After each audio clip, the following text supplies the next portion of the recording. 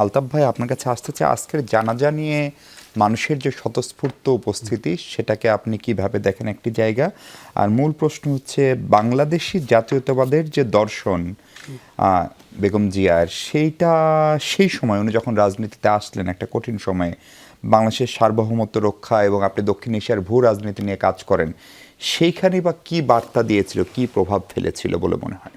ধন্যবাদ। প্রথমত বলি যে আজকে যে খালেদা জিয়া বিদায় নিলেন, তার জানাজা হলো, মানে এটা একটা শ্রদ্ধাঞ্জলির গণভোট বলা যায় একে। এখন তো সবাই তথ্যপাত্য খুঁজছে যে দক্ষিণ এশিয়ায় এত বড় জানাজা হয়েছে কিনা।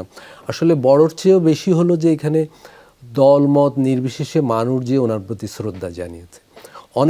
অনেক দিন ধরে তো উনি আর সক্রিয় রাজনীতিতে নেই বলা যায়, উনি নীরবই ছিলেন, কথাও বলেছেন কম। উনি আটক অবস্থায় ছিলেন, কারাগারে ছিলেন, ঘরের ভিতর বন্দি ছিলেন।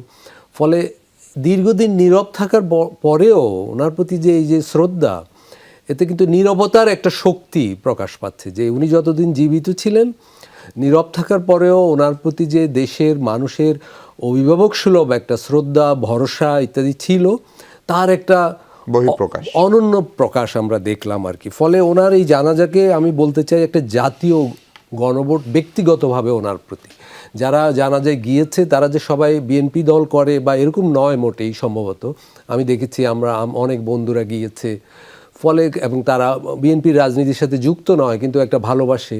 এই ভালোবাসাটার একটা উৎস হলো বিশেষ করে আমাদের ছাত্র অবস্থায় যে সামরিক শাসন বিরোধী যে ছাত্র রাজনীতি, সেই সময় উনি তো জাতীয় রাজনীতিতে সবে ওনারও অভিষেক হয়েছে। ফলে আমরা বয়সে তরুণ ছিলাম, উনি রাজনীতিতে নবীন ছিলেন, কিন্তু ওনার যে একটা শক্ত ভাবমূর্তি, নীতির প্রশ্নে যে দৃঢ়তা, সেইটা ওনাকে মানে এই জায়গায় এনেছে। এটা হলো একটা ব্যাপার। দ্বিতীয়ত আপনি যেটা বললেন যে বিদেশ নীতির ক্ষেত্রে ওনার যে ভূমিকা, এটা খুবই গুরুত্বপূর্ণ। ওনাকে যে দেশের মানুষ এত ভালোবাসে তার কারণ শুধু এই নয় যে দেশের ভিতর তার শাসক হিসাবে ভূমিকা বা সামরিক শাসন বিরোধী গণতান্ত্রিক আন্দোলনে ওনার ভূমিকা। আমি বলবো এখানে বিশেষ করে বাংলাদেশ একটা ছোট দেশ, এদেশের বিদেশ নীতি কেমন হওয়া উচিত, এদেশের পররাষ্ট্রনীতি ঠিক কীরকম থাকা উচিত, এদেশের মানুষের সেই বিষয়ে যে আকাঙ্ক্ষা আছে, সেইটা ওনার বক্তব্যের ভিতর দিয়ে একটা প্রতিফলিত হয়েছিল। আমি এক্ষেত্রে একটা সুনির্দিষ্ট উদাহরণ দিতে পারি। বাংলাদেশের পাশে একটা বড় প্রতিবেশী ভারত আমাদের চেয়ে অনেক বড় অর্থনীতি, জনসংখ্যায় বড়, সামরিক শক্তিতে বড়। সেই তুলনায় বাংলাদেশ সকল অর্থেই ছোট, কিন্তু বাংলাদেশ একটা মুক্তিযুদ্ধের মধ্য দিয়ে একটা দেশের জন্ম হয়েছে। এর মধ্য দিয়ে বাংলাদেশের মানুষের ভিতর আত্মমর্যাদার একটা স্ফুরণ ঘটে গেছে। বাংলাদেশের মানুষ চায় যে ভারত তাদের যেন সমমর্যাদার প্রতিবেশী হিসাবে দেখে, সকল ইস্যু যেন অংশীদারিত্বমূলকভাবে মীমাংসা হয়। কিন্তু ভারত একটা অভিভাবক সুলভ দৃষ্টিতে এগুলা দেখে, এটা আমরা জানি। তো বাংলাদেশের মানুষের ওই যে চাওয়াটা, সেটা শাসক হিসাবে, প্রধানমন্ত্রী হিসাবে বা একজন জাতীয় রাজনীতিবিদ হিসাবে খালেদা জিয়ার মধ্য দিয়ে স্পষ্ট হয়ে উঠেছিল।